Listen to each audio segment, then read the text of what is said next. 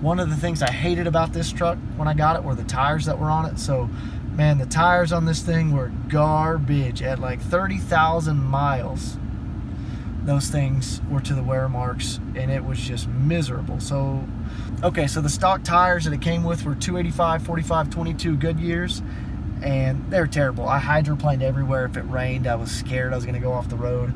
And that was it. You know, I replaced them with 40,000 miles, I think. I just couldn't take it anymore. I was hoping they'd make it to this review so I could show you how bald they were, but I couldn't do it.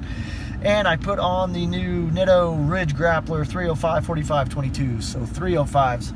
They fit perfect. Honestly, they rub just a tiny bit in reverse, and that's it.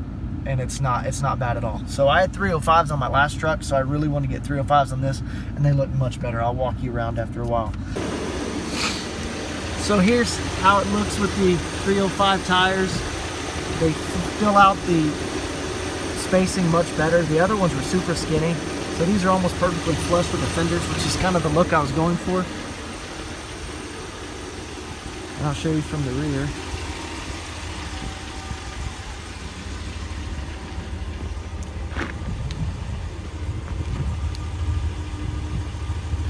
So I'm trying not to get my license plate in front of there. That's her. That's how a dirty old work truck looks after 50,000 miles.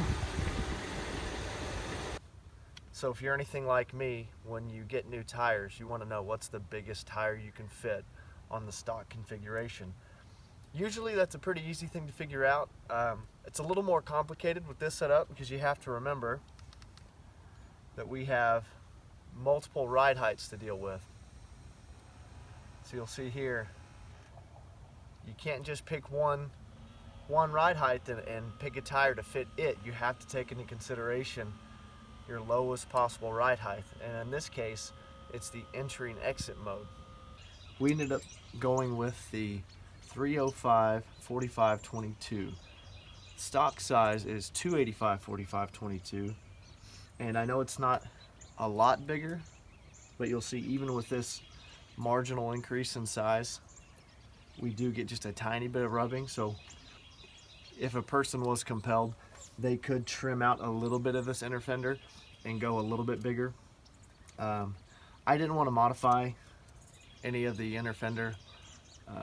Honestly, just being a brand new vehicle, I didn't want to mess with that. So this is the biggest you can get stock without doing any damage or mods. So 305 45 22. So I wish I had a better way to film this and demonstrate what it does, but I'm kind of just working with what I got here. You can see we're in the entry exit mode, and I'm going to kind of show you what it sounds like on the inside. You know, so sometimes you might experience a slight rubbing, sometimes it's more of a pop. It kind of depends on the type of tire you run. So these Ridge Grapplers have a cupped shoulder, so I think one of the reasons you hear it is because it's kind of got a blockier sidewall. So I only notice it in reverse. I'm gonna show it to you here. Ooh. How about cutting it to the right?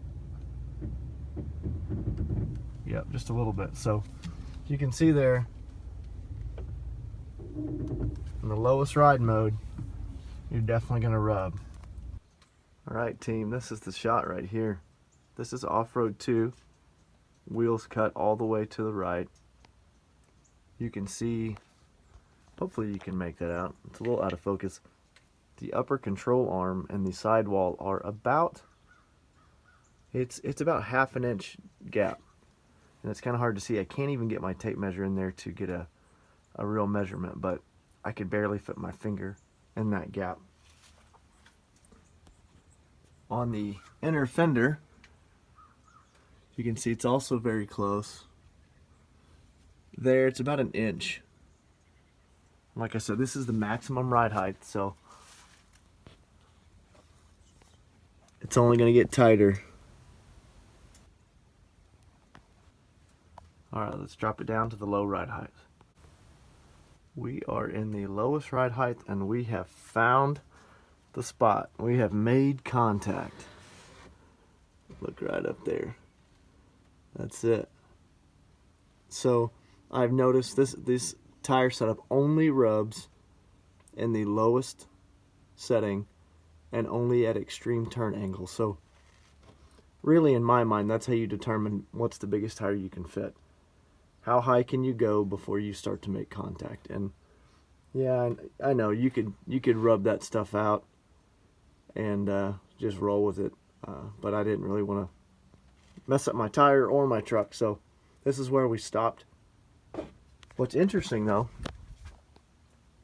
is that I really only hear the rubbing from the passenger side, but it doesn't look like it's touching anywhere yet. So I'm going to cut the wheels back to the left on this lowest setting, and we're going to see what it looks like on this side. I suspect it's got to touch somewhere. Yep, it looks like same thing. This oh, can't even reach it. This is what it hits. It's actually, there's actually a little more room on this side than on the driver's side, but this is the only side I ever hear it from, so there you have it. That's where it touches, and honestly, that little edge wouldn't be hard to trim out on either side, really. This little tab.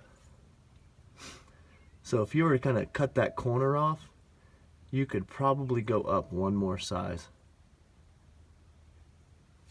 with very little modification. So I'm going to keep that in mind for the next upgrade when these wear out. But you can see I've still got a little bit of life left in these. We'll roll them for a few more months. So it wasn't my intention to do a product review on these Ridge Grappler tires, but since we're on the topic, I'm going to go ahead and kind of tell you what I like about them, how they've been performing so far. Compared to the stock Goodyear Eagle Touring tires, it's a night and day difference. Now those Goodyears might be good for some applications, for some vehicles. For me, on this work truck, for what I do, it just wasn't a good fit. At 30,000 miles, they were going bald, hydroplaned in any amount of water. It just didn't feel safe. I have never felt safe. I've never felt unsafe running these tires. They've got 35,000 miles on them now. And so far they've performed great. I've never been stuck. I've never lost traction. They are just reliable tires. And like I said, they've got 35,000 miles, almost 40, and there's probably 3/8 of an inch tread left. Plenty of meat left. Couldn't be happier with these. They are expensive compared to some other tires out there. They're over $400 each installed, but you get what you pay for. I had over 100,000 miles on my last Nitto Ridge Grapplers. I went to Merle's in OKC and they told me, let's go with the Ridge Grapplers this time, and they were definitely spot on with the recommendation. Very good tires.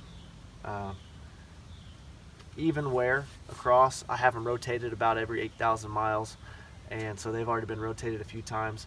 I've pulled heavy trailers with them. There's absolutely no chunking. Sometimes on cheaper tires, what you'll see is you'll get this irregular wear. You'll have peaks and valleys in your treads. None of that here.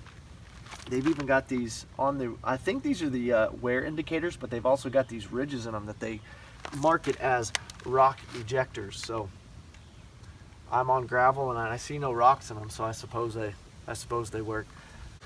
All in all, very pleased with these. I'm happy we went with the upgraded size. The rubbing is minor, and the tires look great, they work great, and they seem to be holding up. So I appreciate the questions. If you have anything else you want me to go over, whether it be tires or something else, please let us know down in the comments below. Thanks for watching.